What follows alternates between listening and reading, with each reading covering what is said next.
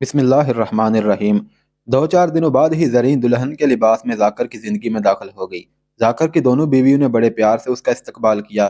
ذاکر نے دو خادمائیں زرین کے لیے وقف کر دیں۔ مجھے کسی خادمہ کی ضرورت نہیں، زرین نے ذاکر سے کہا۔ میں آپ کی خدمت اپنے ہاتھوں کرنا چاہتی ہوں۔ میں نے دیکھا ہے کہ رات کو آپ دودھ پیتے ہیں تو وہ خادمہ آپ کو دیتی ہے۔ آئندہ یہ دودھ میں خود آپ کے لیے تیار کیا کروں گی۔ میں جانتی ہوں آپ دودھ میں شہد ملا کر پیتے ہیں۔ ذاکر کی عمر 50 سال ہو چکی تھی۔ اسے غالباً توقع نہیں تھی کہ 17 سال عمر کی اتنی حسین لڑکی اس پر فریفتہ ہو جائے گی۔ اس نے زری کو اجازت دے دی کہ رات کا دودھ وہ خود اسے پلایا کرے گی۔ کچھ دنوں بعد زری نے ذاکر سے کہا کہ جس شخص نے اسے طوفان سے بچایا اور اتنے پیار سے پالا ہے، اس کے بغیر وہ اپنی زندگی بے مزہ محسوس کرتی ہے۔ ذاکر احمد بن عطاش کو اجازت دے دے کہ وہ ایک دو دنوں بعد کچھ وقت یہاں گزارا کریں۔ مختصر یہ کہ یہ نوخیز لڑکی ذاکر کے دل و دماغ پر چھا گئی۔ ذاکر نے احمد بن عطاش کو بلا کر بڑے احترام سے کہہ دیا تھا کہ وہ جب چاہے اس کے گھر آ جایا کرے اور جتنے دن چاہے رہا کرے۔ ذاکر کو ذرا بھر بھی شک نہ ہوا کہ احمد بن عطاش چاہتا ہی یہی ہے کہ اسے ذاکر کے گھر میں داخلہ مل جائے اور احمد اپنی سازش کو اگلے مرحلے میں داخل کرے۔ وہ اجازت مل گئی اور احمد ذاکر کے گھر جانے لگا۔ ذاکر کو یہ شک بھی نہ ہوا کہ احمد بن عطاش کٹر باطنی ہے اور فرقہ باطنیہ کا پیشوا اور اس فرقے کی زمین دوست تنظیم کا بڑا ہی خطرناک لیڈر ہے۔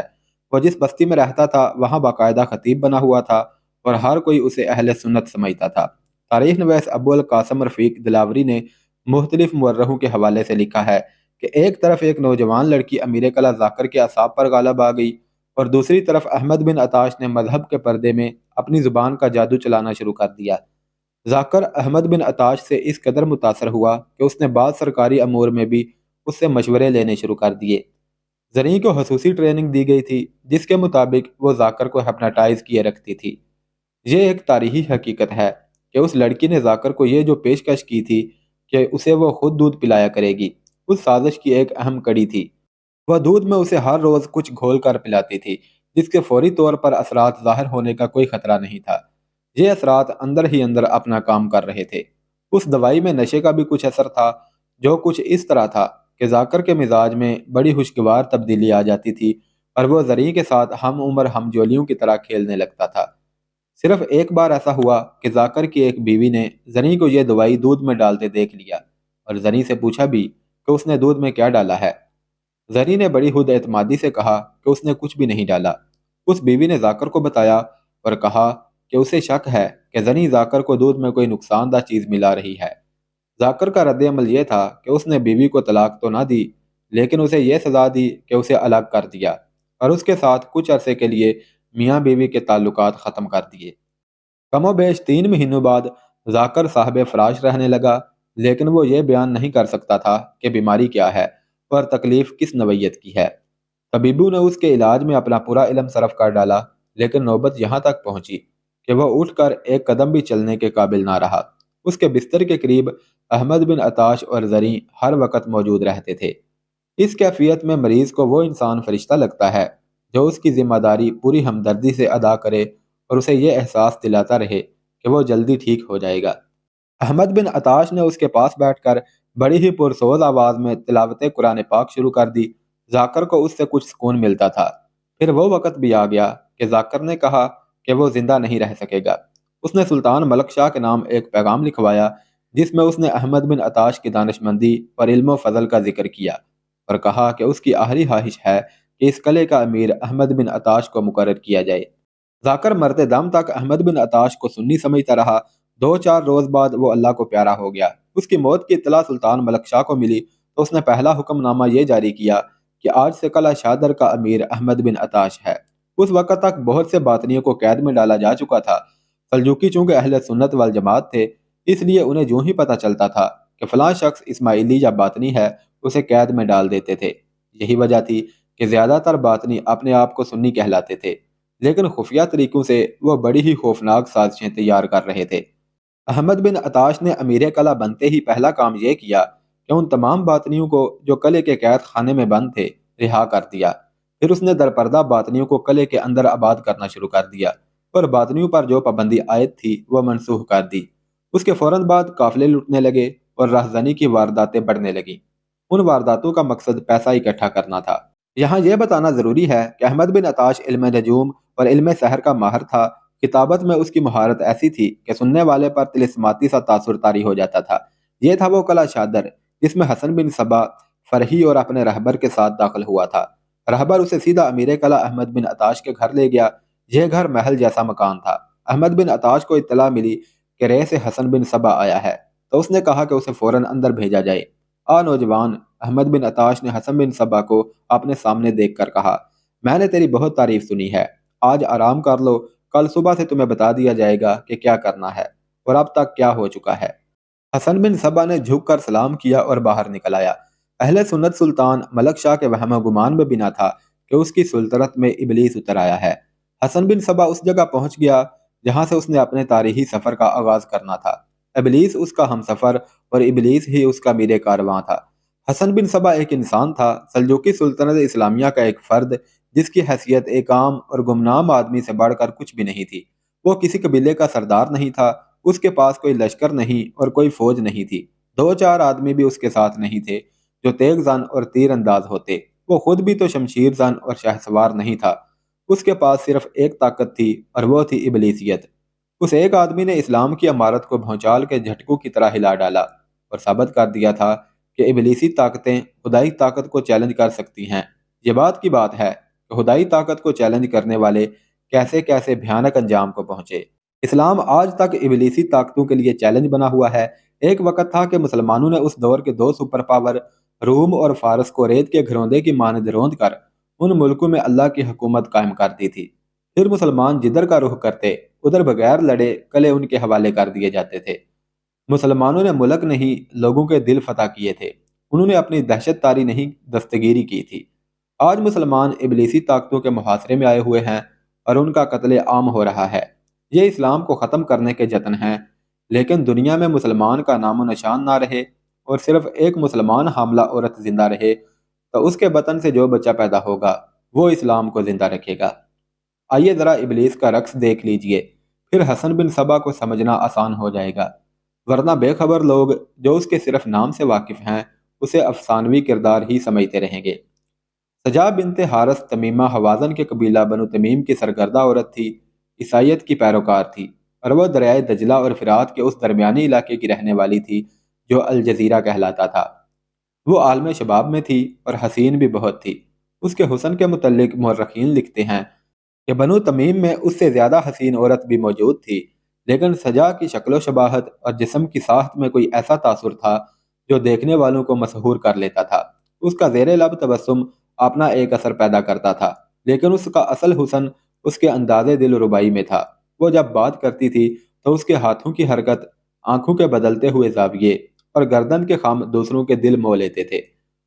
اس نے اپنے آپ میں یہ خوبی پیدا کر رکھی تھی کہ اس کے پاس کوئی عبادت گزار اور پارسا آ بیٹھتا تو وہ ایسے انداز سے بات کرتی کہ پارسا اسے اپنے سے زیادہ پارسا سمجھ لیتے اور اس کے عقیدت مند ہو جاتے تھے۔ کوئی عیاش دولت مند اس کے پاس آتا تو وہ اس عورت کو اپنی جیسی سمجھ کر اس پر دولت نچھاور کرنے لگتا، مگر وہ اسے اپنے جسم سے دور ہی رکھتی تھی۔ وہ شخص اس کا گرویدہ ہو جاتا اور اس کے اشاروں پر ناچتا تھا۔ کوئی امیر ہوتا یا غریب، گناہگار ہوتا یا نیکوکار، وہ سجا کو اپنا مونس و غمخوار سمجھتا تھا۔ مورخوں نے متفقہ طور پر لکھا ہے کہ سجا کاہنہ تھی۔ اس زمانے میں وہ آدمی جو مذہبی پیشوا ہونے کے ساتھ ساتھ علم جوتش و نجوم کا بھی ماہر ہوتا اور آنے والے وقت کے متعلق پیشگوئی کی اہلیت رکھتا وہ کاہن کہلاتا تھا، اور ایسی عورت کو کاہنہ کہتے تھے۔ وہ توہم پرستی اور پسماندگی کا دور تھا۔ لوگ جوتشوں اور نجومیوں کے آگے سجدے کرتے اور قسمت کا حال پوچھتے تھے۔ ان کا عقیدہ تھا کہ کاہن بگڑی ہوئی قسمت کو سنوار سکتے ہیں۔ سجا بنت حارث فصیح اور بلیغ اور بلند حوصلہ عورت تھی۔ اسے تقریر و گویائی میں ید طولہ حاصل تھا۔ ایک تو عالم شباب تھا، دوسرا انداز دلربائی تھا، اور تیسری یہ کہ اس نے شادی نہیں کی تھی۔ دولت والے، جاگیروں والے اور تاجر جن کا مال سینکڑوں اونٹوں پر آتا اور جاتا تھا اس کی رفاقت کے امیدوار تھے۔ وہ اپنا دامن بچائے رکھتی اور کسی کو مایوس بھی نہیں کرتی تھی۔ انسانی فطرت کے عالم لکھتے ہیں کہ عربی عراق کی یہ عورت کاہنہ تھی یا نہیں، البتہ اپنے ناز و انداز سے وہ جس طرح پتھروں کو بھی موم کر لیتی تھی، اس سے یہ یقینی تاثر ابھرتا تھا کہ وہ ساحرہ ہے۔ وہ اپنے مذہب عیسائیت کی پیشوا بنی ہوئی تھی۔ یہ اس کا ظاہری روپ تھا جو دراصل بحروب تھا اس نے اندرونی طور پر اپنے کردار میں ابلیسی اوصاف پیدا کر لیے تھے، اور وہ اس مقام پر پہنچ گئی تھی جہاں انسان مکمل ابلیس بن جاتا ہے اور اس میں مسحور کر لینے والے اوصاف پیدا ہو جاتے ہیں۔ رسول اکرم صلی اللہ علیہ وسلم رحلت فرما گئے تو نبوت کے متعدد دعوے دار پیدا ہو گئے۔ ان میں جس نے سب سے زیادہ شہرت پائی وہ مسیلمہ تھا۔ اس کا نام مسیلمہ بن کبیر تھا اور رحمان جمامہ کے نام سے مشہور تھا۔ آخر وہ مسیلمہ کذاب کے نام سے مشہور ہوا کیونکہ جھوٹ بولنے میں وہ یکتا تھا۔ جھوٹ بھی وہ ایسے انداز سے بولتا تھا کہ جو لوگ جانتے تھے کہ وہ جھوٹ بول رہا ہے وہ بھی اس کے جھوٹ کو سچ مان لیتے تھے۔ عجیب بات یہ ہے کہ مسیلمہ کی عمر 100 سال کے لگ بھگ تھی جب اس نے نبوت کا دعویٰ کیا تھا۔ اس کی جسمانی صحت کا یہ عالم تھا کہ جسمانی طاقت کے مظاہروں میں جوان بھی اس کے مقابلے میں بعض اوقات پیچھے رہ جاتے تھے۔ بعض مورخین نے لکھا ہے کہ خوراک اچھی ہونے کے علاوہ وہ فطری طور پر متحمل مزاج تھا۔ کوئی اس کے منہ پر اس کے خلاف بری بات کہہ دیتا تو اسے بھی وہ خندہ پیشانی سے برداشت کرتا تھا۔ اس کے ہونٹوں پر مسکراہٹ رہتی تھی، غصہ تو اسے آتا ہی نہیں تھا، اور اپنے دشمن سے بھی انتقام نہیں لیتا تھا، بلکہ بردباری اور نرمی سے بات کرتا تھا کہ دشمن بھی اس کے قائل ہو جاتے تھے۔ ایسے کردار اور عادات کی بدولت ایک تو اس کی صحت ضعیف العمری میں بھی جوانوں جیسی رہی، اور دوسرے یہ اثرات دیکھنے میں آئے کہ اس نے نبوت کا دعویٰ کیا تو لوگ اس کے گرویدہ ہو گئے۔ مسلمہ نے رسول اکرم صلی اللہ علیہ وسلم کی حیات مبارکہ میں ہی نبوت کا دعویٰ کر دیا تھا، لیکن اس نے یہ نہیں کہا تھا کہ رسول اکرم صلی اللہ علیہ وسلم اللہ کے رسول نہیں، بلکہ اس نے یہ دعویٰ کیا کہ وہ رسالت میں برابر کا شریک ہے اور اس پر بھی وحی نازل ہوتی ہے۔ اس نے رسول اکرم صلی اللہ علیہ وسلم کی خدمت اقدس میں خط لکھا تھا کہ وہ نبوت میں آپ صلی اللہ علیہ وسلم کا برابر کا شریک ہے، اور عرب کی سرزمین نصف حضور صلی اللہ علیہ وسلم کی اور نصف اس کی ہے۔ تاریخوں میں آیا ہے کہ جب یہ خط رسول اکرم صلی اللہ علیہ وسلم کے پاس پہنچا تو آپ نے قاصد سے کہا، اگر قاصد کا قتل جائز ہوتا تو میں تجھے قتل کر دیتا۔ یہاں یہ بتانا دلچسپی سے خالی نہ ہوگا کہ یہ پہلا دن تھا جب حضور صلی اللہ علیہ وسلم نے یہ الفاظ کہے تھے۔ اس کے بعد آپ کے یہ الفاظ ایک قانونی ضابطے کی صورت اختیار کر گئے، اور کسی کا قاصد یا ایلچی مسلمانوں کے یہاں آتا اور خلیفہ کے سامنے کیسی ہی بدتمیزی کیوں نہ کرتا اسے معاف کر دیا جاتا تھا۔ مسلمہ کے پیروکاروں میں اضافہ ہوتا چلا گیا اور ان کی تعداد ہزاروں تک پہنچنے لگی۔ اس نے اپنی آیات لکھنی اور انہیں پھیلانا شروع کر دیا۔ اس کا دعویٰ تھا کہ یہ آیات اس پر بذریعہ وحی آتی ہیں۔ رسول اکرم صلی اللہ علیہ وسلم رحلت فرما گئے تو مسلمہ کھل کر سامنے آ گیا۔ اس نے معجزے دکھانے بھی شروع کر دیے۔ حیرت یہ ہے کہ لوگ یہ دیکھتے تھے کہ مسلمہ کوئی معجزہ دکھانے لگتا تو وہ بالکل الٹ ظاہر ہوتا، پھر بھی لوگ بیعت کرتے چلے جا رہے تھے۔ داستان گو نے حسن بن صبا کی داستان شروع کی تھی، لیکن بات سے بات نکلی تو بہت دور جا پہنچی۔ چونکہ مسلمہ کے جھوٹے معجزات دلچسپی سے خالی نہیں، اس لیے داستان گو چند ایک معجزات سناتا ہے۔ ایک روز مسلمہ کے پاس ایک عورت آئی اور بولی کہ ان کے نخلستان میں ہریالی ختم ہو رہی ہے اور وہاں جو 2-3 چشموں جیسے کنویں ہیں وہ خشک ہوتے چلے جا رہے ہیں۔ یا نبی، اس عورت نے کہا، ایک بار حزمان کا نخلستان خشک ہو گیا تھا کیونکہ اس کے چشمے نے پانی چھوڑ دیا تھا۔ وہاں کے لوگ محمد صلی اللہ علیہ وسلم کے پاس گئے اور عرض کی کہ ان کا نخلستان خشک ہو گیا ہے۔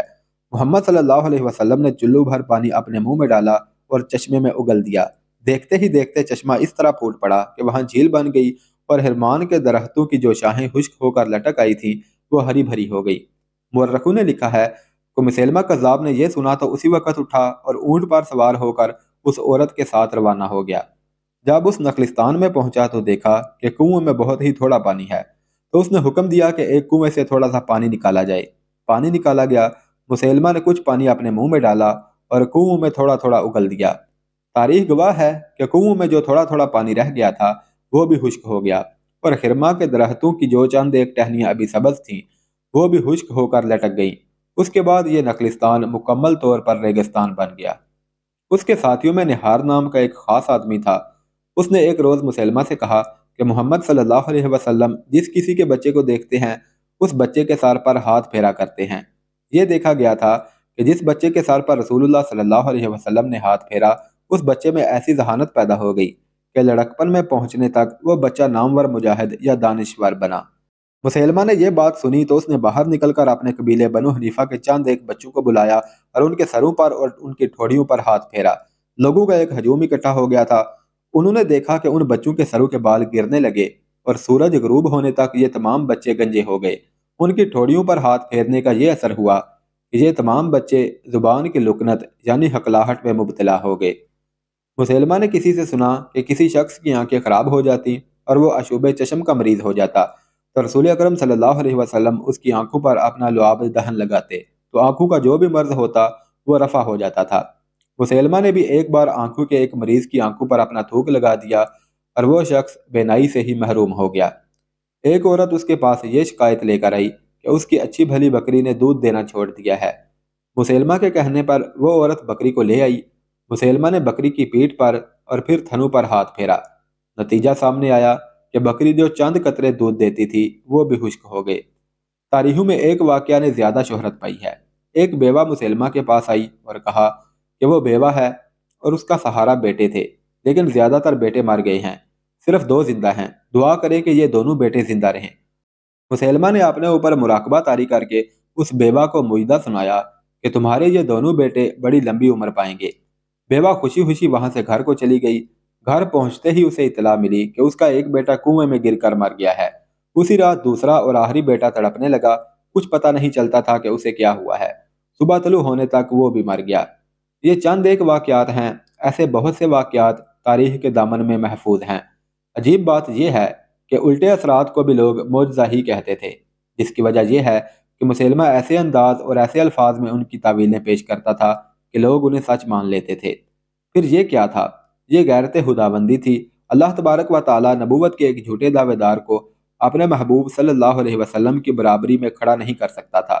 مسیلمہ کی مقبولیت رسول اکرم صلی اللہ علیہ وسلم کی رحلت کے بعد اتنی بڑی کہ اس نے ایک لشکر تیار کر لیا۔ خلیفہ اول ابو بکر صدیق رضی اللہ تعالیٰ عنہ کو مسیلمہ کی اس جنگی طاقت کی اطلاع ملی تو انہوں نے اس کے خلاف اعلان جہاد کیا۔ مسیلمہ کی لڑائیاں 3 سالاروں سے ہوئی تھیں۔ ایک تھے اکرمہ، دوسرے شرحبیل بن حسنہ اور تیسرے خالد بن ولید رضی اللہ تعالیٰ عنہ۔